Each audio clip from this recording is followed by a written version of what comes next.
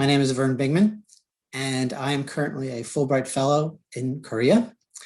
And on behalf of the Department of Brain and Cognitive Sciences at Seoul National University, I happily invite you to join us for a lecture by Professor Doug Nitz of the University of California at San Diego.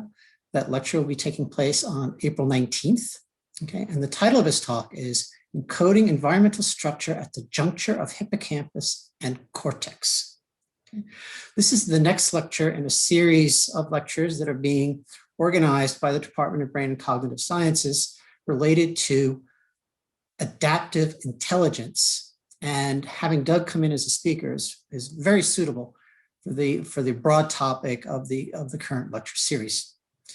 Now, Doug is an expert in understanding the relationship between the hippocampus and related brain regions and the capacity of animals and people, for that matter, to navigate space.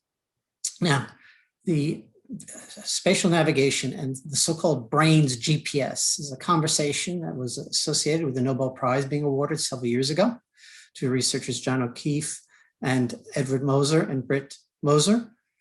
And Doug follows from that research program, but Doug has a unique position. Okay, his research is particularly special. Now, for those of you who are familiar with spatial navigation and spatial memory and hippocampus, know that that conversation always begins with a conversation about the hippocampus, as well as it should. And Doug, of course, is an expert of how the hippocampus controls spatial navigational abilities. The genius of Doug's research, however, is that he goes well beyond the hippocampus. In fact, Doug's kind of catchphrase is understanding navigation from cognition to action. Now, what does that mean exactly? Well, most of the hippocampal research focuses on how memories are formed and how information is stored, right? But navigation is an active process. Animals move. They have to get from location A to location B.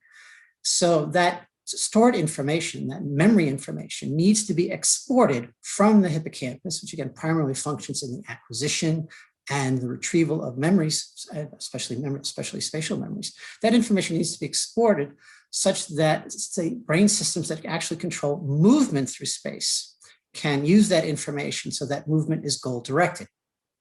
So Doug's research, again, so the genius of Doug's research is that he goes beyond the hippocampus and to include understanding of the subiculum, the retrosplenial cortex, and the posterior parietal cortex, okay?